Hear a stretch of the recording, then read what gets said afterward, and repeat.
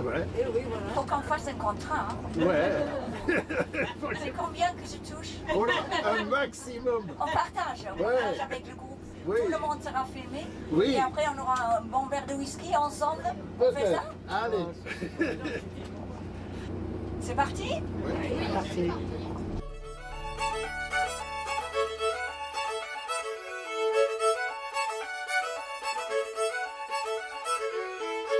C'est John. Et John, c'est la personne la plus importante dans le bus. Pourquoi? Et oui, parce que c'est lui qui nous emmène sauf et sain de gauche à droite.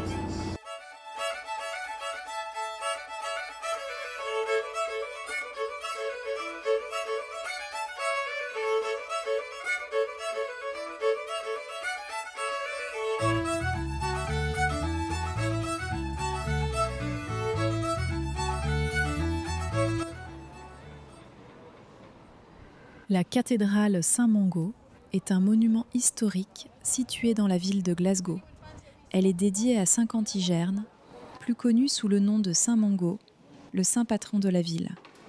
La cathédrale est l'un des rares édifices religieux d'Écosse à avoir survécu aux guerres et à la réforme protestante du XVIe siècle. Elle est aujourd'hui considérée comme l'un des plus beaux exemples d'architecture gothique d'Écosse.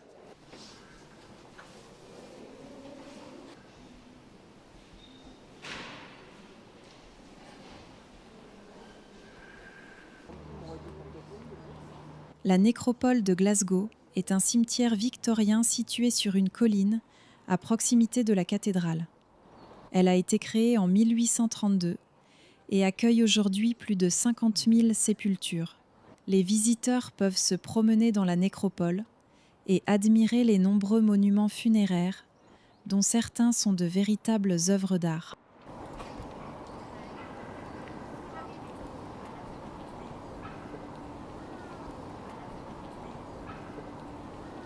Le Riverside Museum de Glasgow présente l'histoire des transports dans le monde et plus particulièrement en Écosse à travers des expositions, des mises en scène et des animations interactives.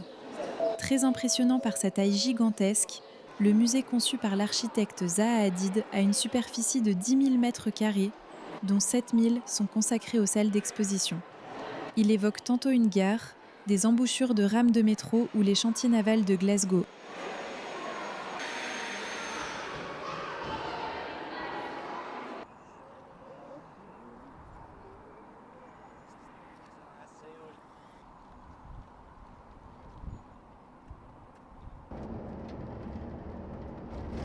Par sa surface, 71 km², le Loch Lomond est le plus grand des lochs de Grande-Bretagne, et le deuxième après le Loch Ness en volume. De nombreuses îles sont dispersées sur le lac. Certaines possèdent des ruines antiques. Une légende dit que le roi Arthur y a poursuivi ses ennemis, les Scots et les Pictes, qui ont trouvé refuge sur les îles du lac.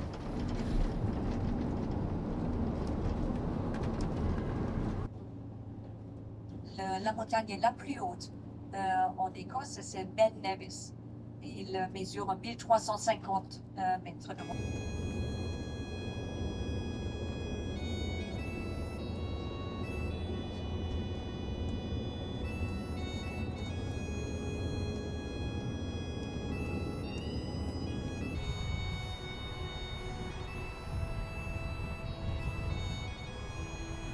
Les Three Sisters sont les 3 pics montagneux emblématiques qui dominent la vallée de Glencoe. Leur silhouette a inspiré de nombreuses légendes locales, souvent liées aux anciens clans, aux druides ou aux esprits de la montagne. Certaines histoires parlent de 3 sœurs pétrifiées par une malédiction, figées pour l'éternité en gardiennes de la vallée.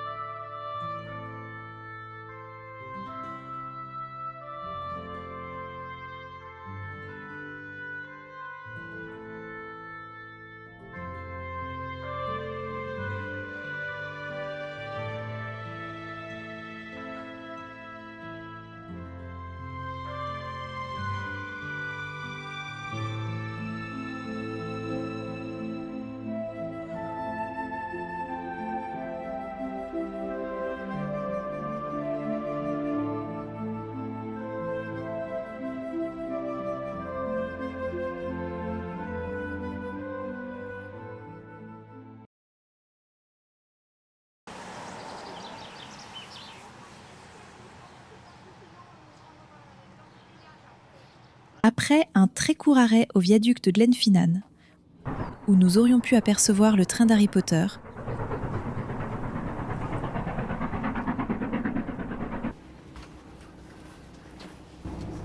N'oubliez pas vos manteaux, tout ce qu'il vous faut, parce que si vous restez dehors, il fait quand même... Oui. nous embarquons pour une traversée vers l'île de Skye.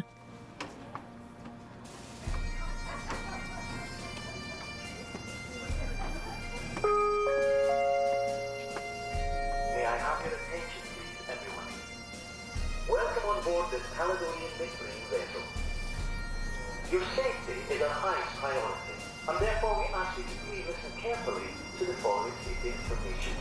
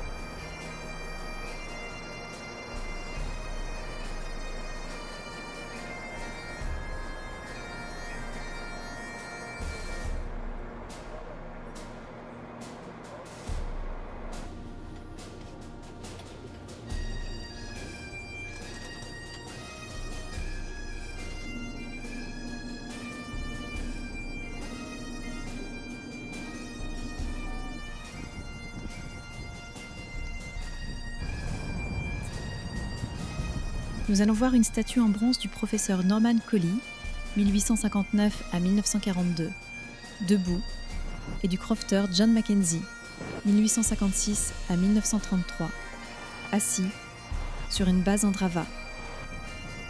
Les deux hommes ont été les pionniers de l'alpinisme dans les collines de Cuillin, auxquelles la statue est maintenant confrontée.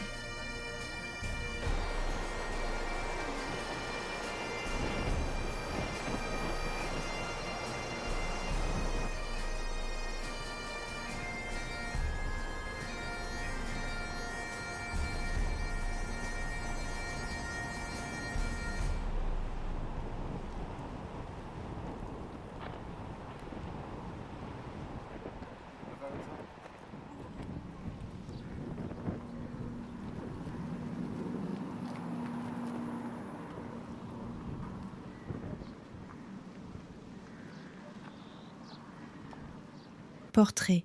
En gaélique, Port Rig, le port du roi, est la plus grande ville de l'île de Skye. Portray possède un port, bordé de falaises, avec un ponton bâti d'après les plans de Thomas Telford, architecte et ingénieur civil écossais, connu surtout comme un grand constructeur de routes, ponts et canaux du Royaume-Uni.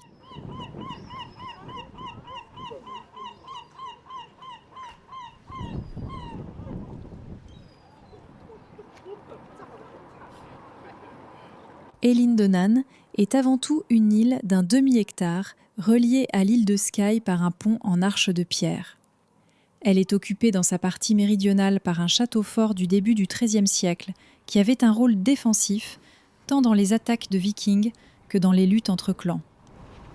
Il est resté pendant 2 siècles à l'état de ruine. Désormais restauré, il est considéré comme le château le plus romantique et le plus photographié d'Écosse. Il a servi de décor à de nombreux films.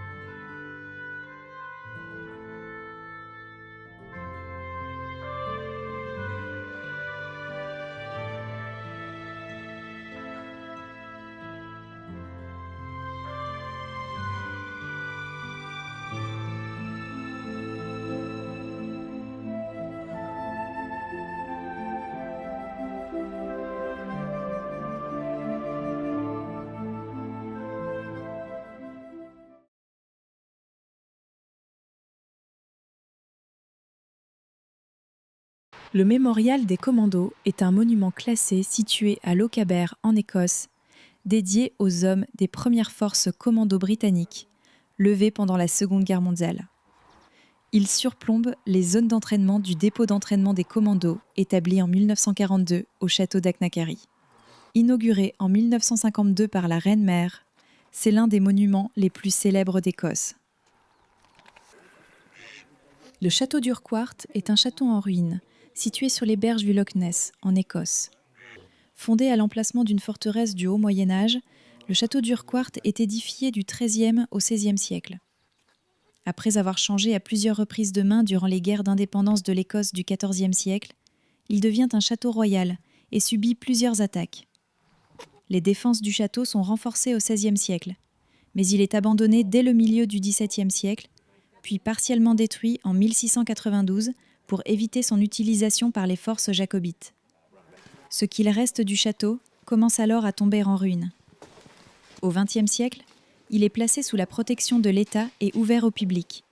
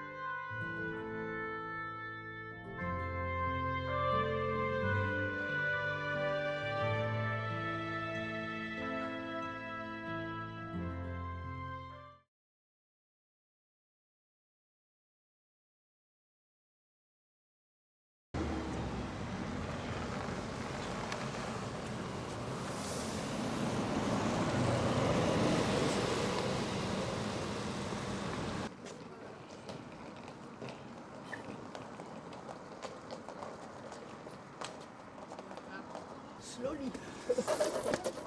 Alright, how we doing?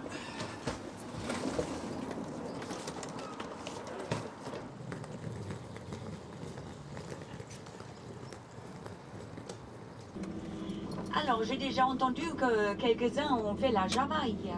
Oh, un petit peu. I can see what you want, but you seem really young to be searching for that kind of car. 'Cause maybe I'm the one. You're so cute, I like your style, and I know what you mean when you give me the flash of that smile. But girl, you're only a child. Here we go.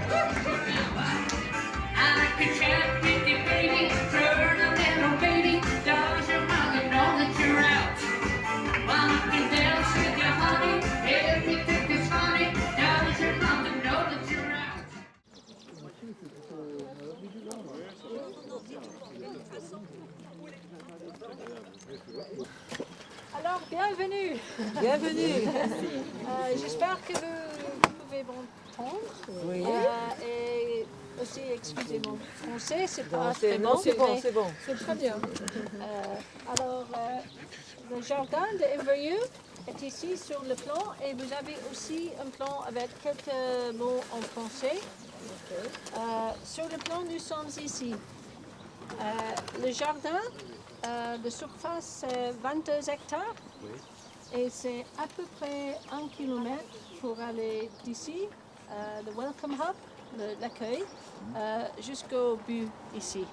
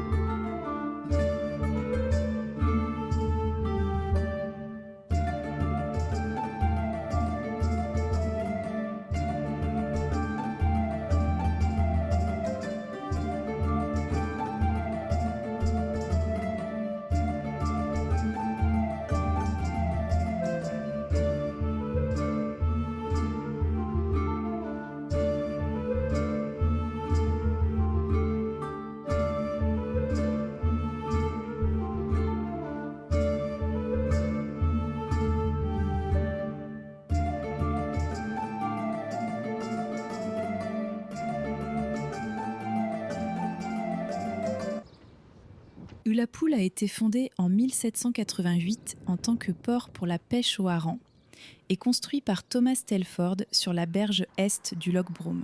Le port est toujours le centre de la ville et reste destiné à la pêche mais aussi à la plaisance et constitue le débarcadère des ferries.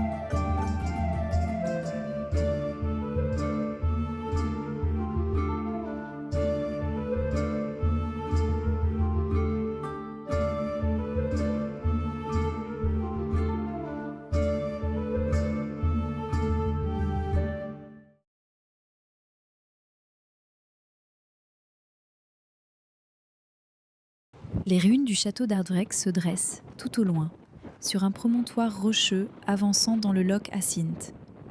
Et plus près de nous se trouvent les ruines de la Calda House, qui abritent de nombreux fantômes, dont une femme entend le site lui-même.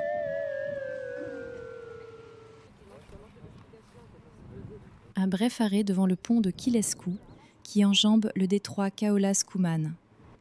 C'est un ouvrage spectaculaire. À l'arrivée à la cave, il y a d'abord les toilettes. Il y a un panneau d'orientation, mais c'est pas compliqué du tout. Hein.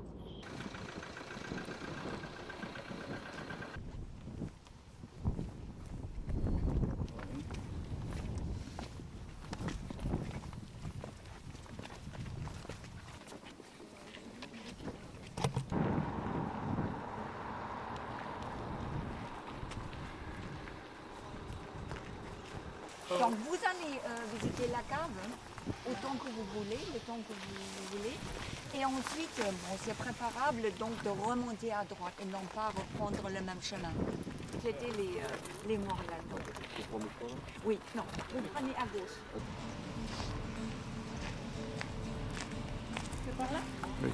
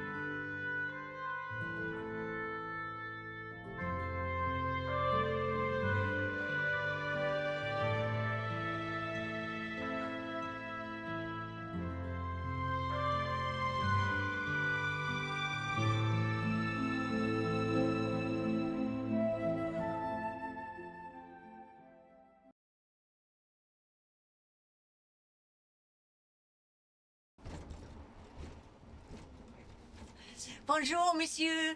Bonjour. Bonjour, Graham. Well, man, how are we doing? Very fine. Alors, je viens d'apprendre que quelques-uns ont fait la Java hier. Encore? Ouais, encore. C'est les troupes à Java. Ouais, c'est ça. Ou délit. Mais vous avez bien raison.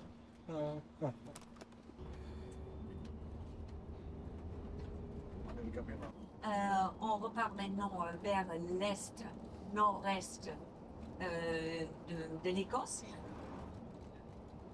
Et notre prochain arrêt, ce serait John O'Groats. Et John O'Groats, c'est le point qui est habité, c'est important, le point habité le plus nord-est de l'Écosse.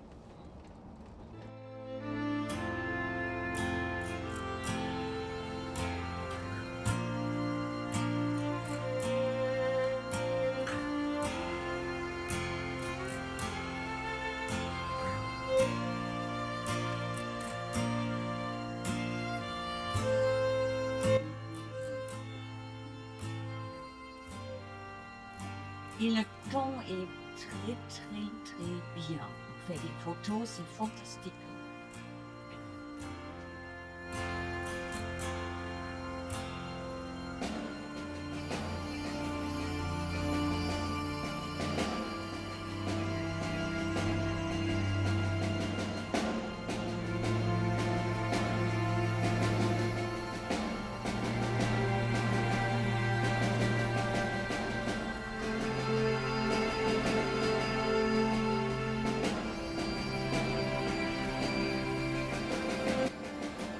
Oui, on vient de me poser la question, mais qu'est-ce qu'ils font les gens ici?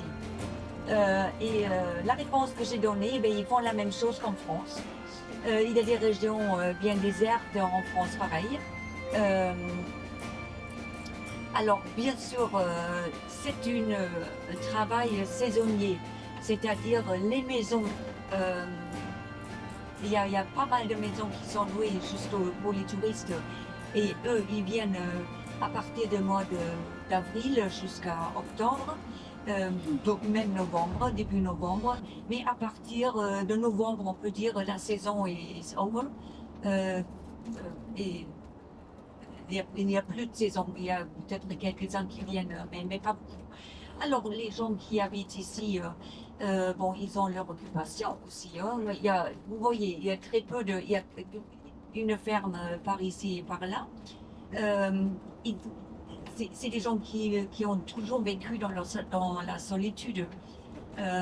Donc, ils ont un jardin, et ils travaillent dans les commerces, ils travaillent dans le tourisme, bien sûr. Donc, l'argent qu'ils gagnent en été, ça, c'est bon pour l'hiver.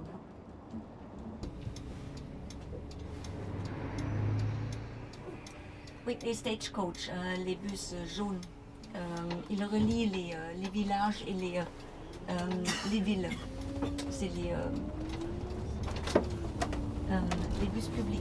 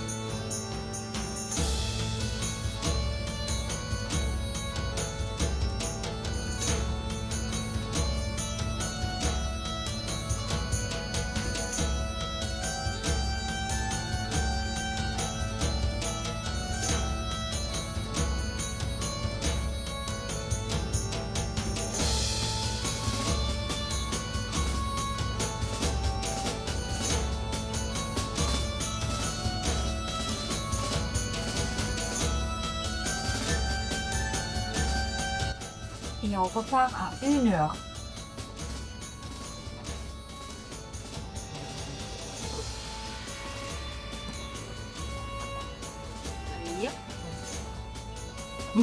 Ah oui, il a déjà du monde. Hein.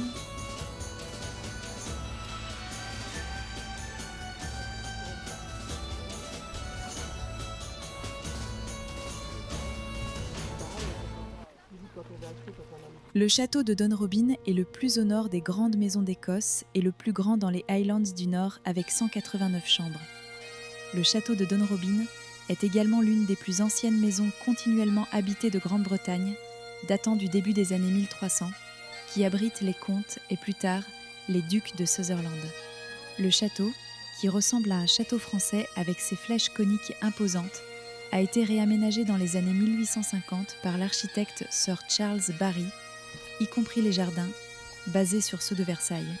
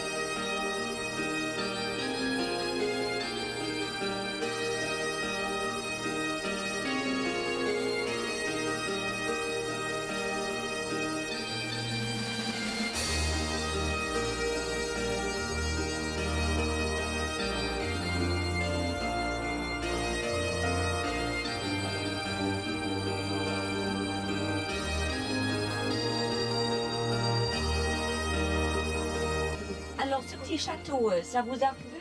Oui. Je ne m'attendais pas de vous revoir. Hein. On a failli rester. Ouais. On avait Parce qu'il est quand même. décoqué. Il est découpé, oui, il est bien. Oui, on n'aurait pas de mal de rester quelques jours, hein, même quelques semaines. Hein. C'est beau. Oui, alors maintenant, on va prendre un autre chemin qui est prévu. Une ruelle, Cemetery Road. C'est-à-dire, on espère qu'il n'y a personne. Et surtout pas un bus. Oui. Alors, Oui, il y a toujours des passerelles.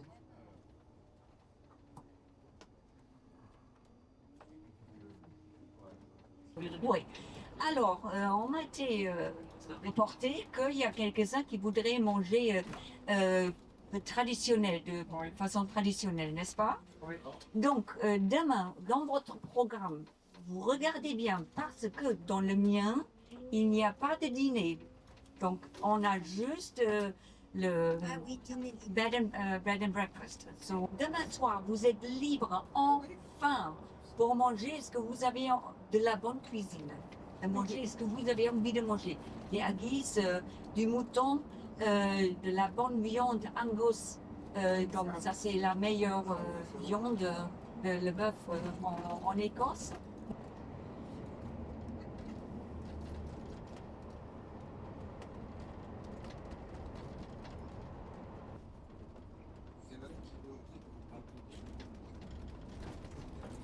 Et voilà, ça c'est le pont de Thomas Telford, le Monarch Bridge. Et en dessous, ce n'est pas la mer du Nord, mais c'est the Donnoch Firth. Et on l'appelle aussi le pont arc-en-ciel.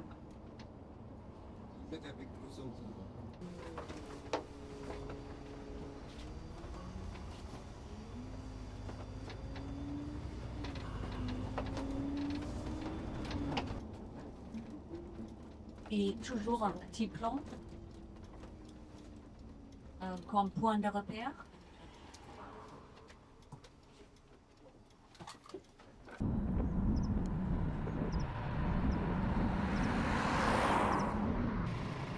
Le Dornoch-Firs est un loch constituant une baie profonde et étroite de la mer du Nord.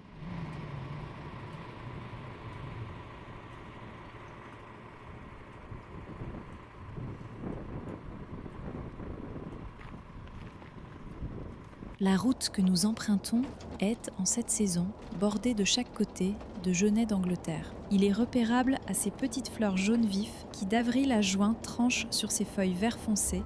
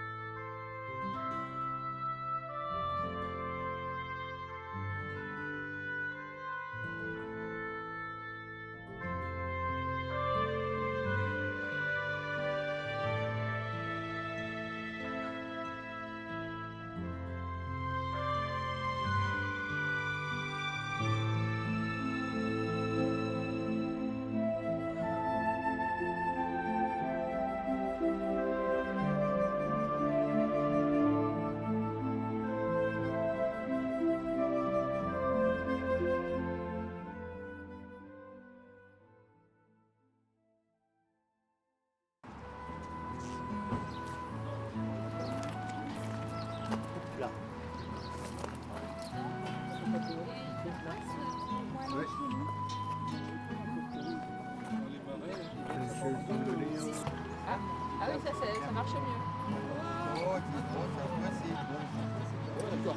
Oui, d'ailleurs, il est sans nerveux. Tu vois quelque chose, la fille, là?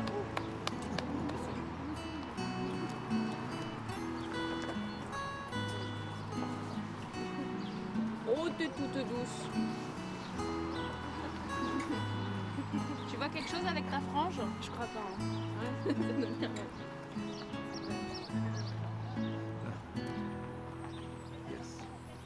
Hein. Mon pauvre Robert, tu penses que je vais t'obéir avec ta voix de Frenchie? Non mais, tu m'as vu?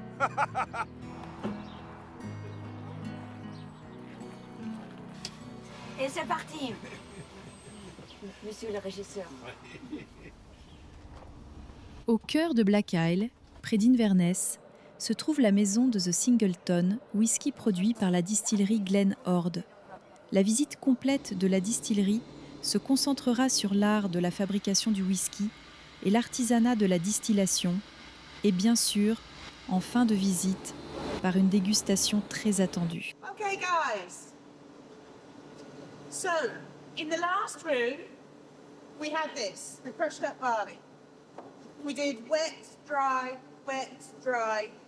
It's time for wet again.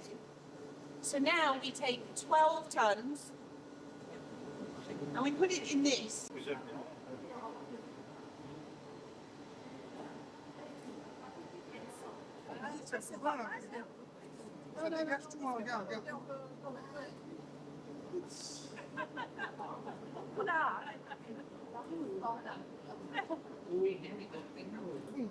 Vas-y. Allez-y, allez-y à fond. Allez-y.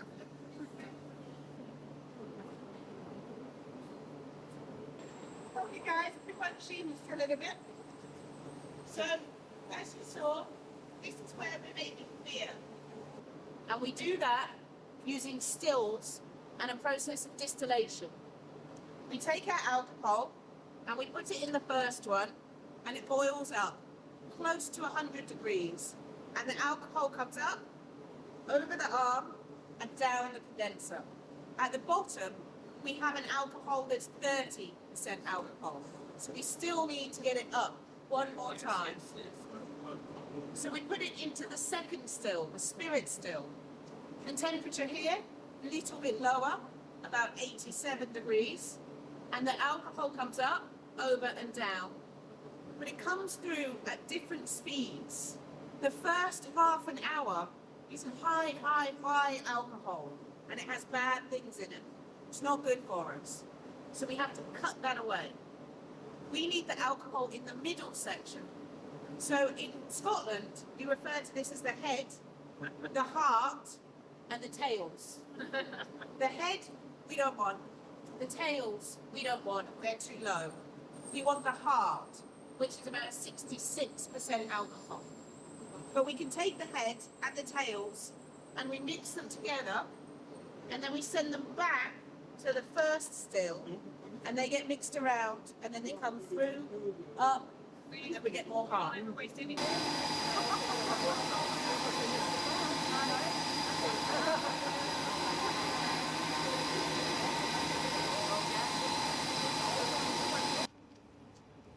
And lots of the local people, who even the tour guides working here now, their fathers and their grandfathers built some of this place, worked at some of this place.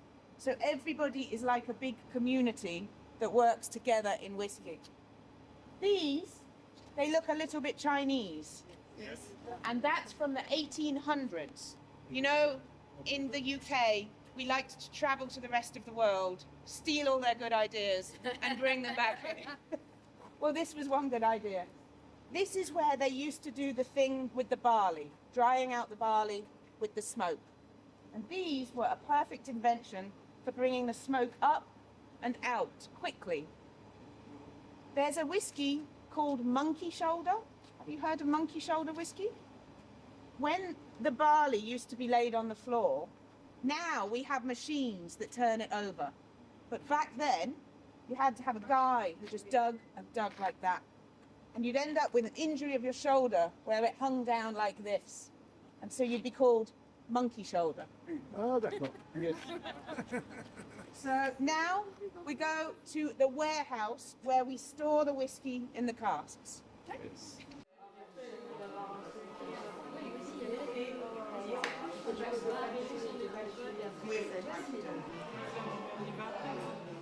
On y va? Oui, oui, oui. Il y a deux groupes. Je croyais que c'était juste ça.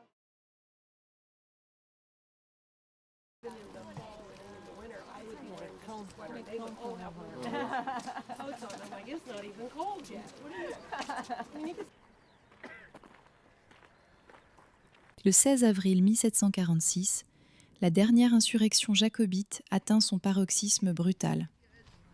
Les partisans jacobites, cherchant à restaurer la monarchie Stuart sur les trônes britanniques, se sont rassemblés pour combattre les troupes gouvernementales du duc de Cumberland.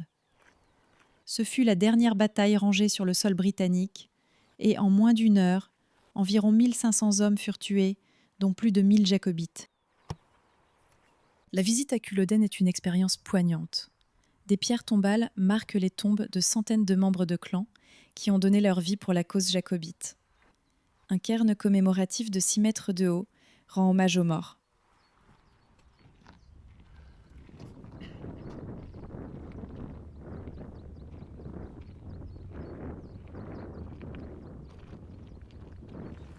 Et un silence étrange s'abat souvent sur la sauvage Dromosimour. Il est impossible d'échapper aux émotions évoquées par Culloden.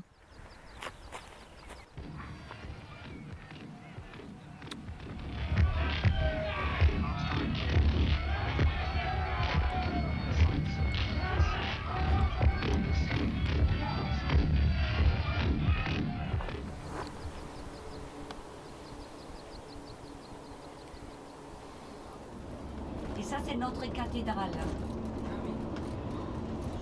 Elle est vraiment magnifique. Enfin, le ruine, même déjà les ruines sont magnifiques. La cimetière, alors, attendez, just a second. Le cimetière, il n'était pas là avant, il était ailleurs. Ils l'ont transféré ici. La cathédrale d'Elgin est une ancienne cathédrale en ruine du XIIIe siècle. Elle a subi 2 incendies. En 1560, avec la réforme protestante, la cathédrale a perdu sa raison d'être. La ruine s'en est graduellement suivie. Jusqu'au XIXe siècle, ces pierres furent utilisées pour bâtir les maisons locales, avant d'être finalement protégées.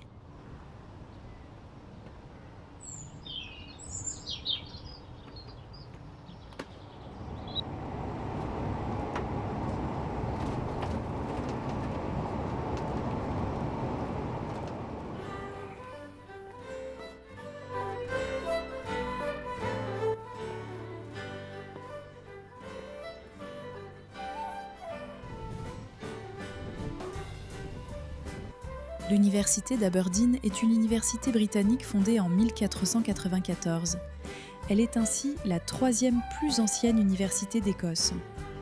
L'université moderne a été créée en 1860 par la fusion de 2 anciennes universités, le King's College, que nous voyons ici, et le Marischal College, fondé en 1593, que nous verrons plus tard, et qui est situé dans la nouvelle ville d'Aberdeen.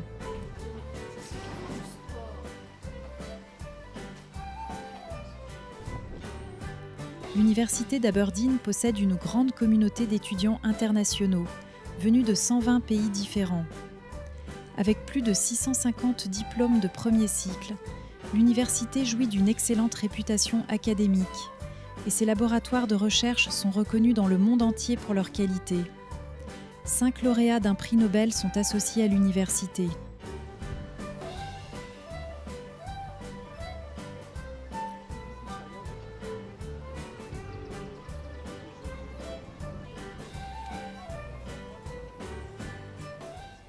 C'est une ville vraiment très jeune.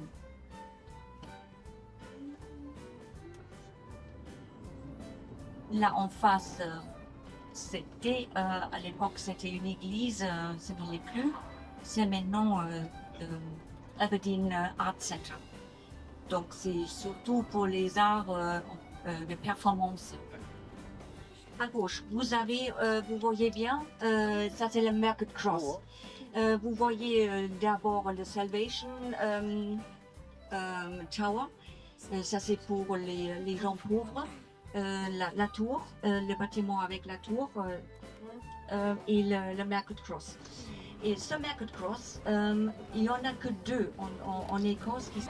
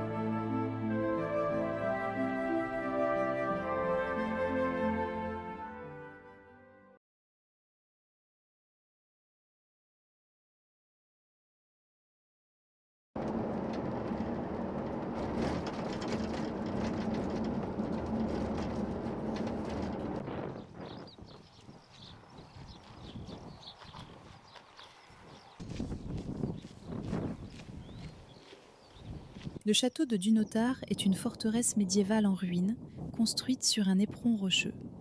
Son architecture est caractéristique du XIIIe siècle. Dunotar joua un rôle important dans l'histoire de l'Écosse depuis le Moyen Âge jusqu'à la période des Lumières, du fait de sa position stratégique sur une étroite terrasse côtière, surplombant d'un côté les voies de navigation vers le nord de l'Écosse et de l'autre pouvant contrôler les mouvements terrestres.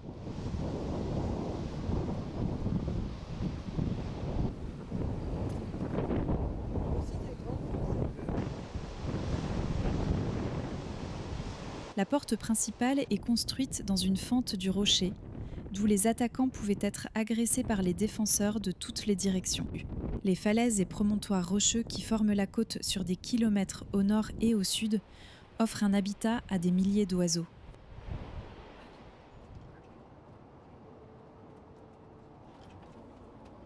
Alors, les 3 ponts, c'est pas joli ça?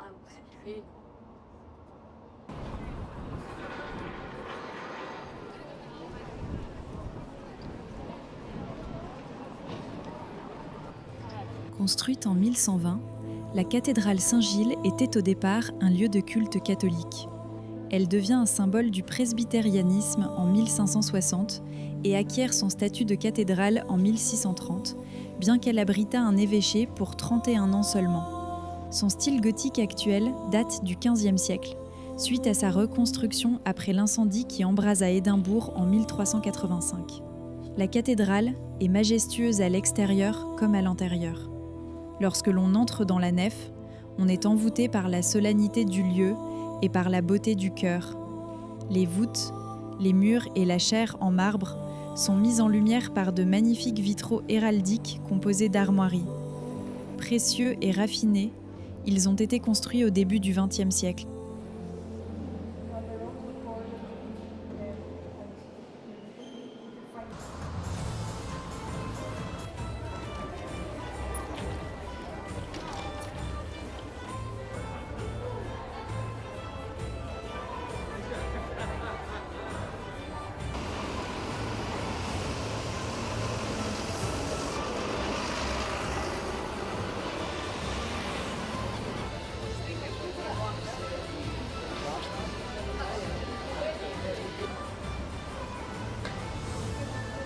Allez. Bon.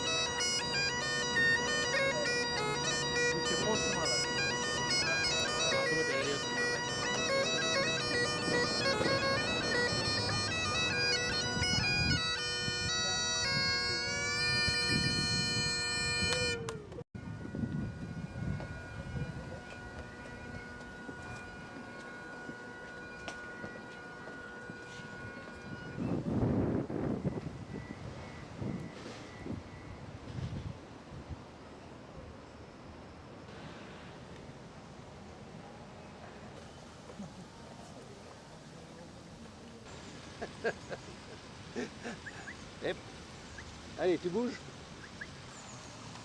Et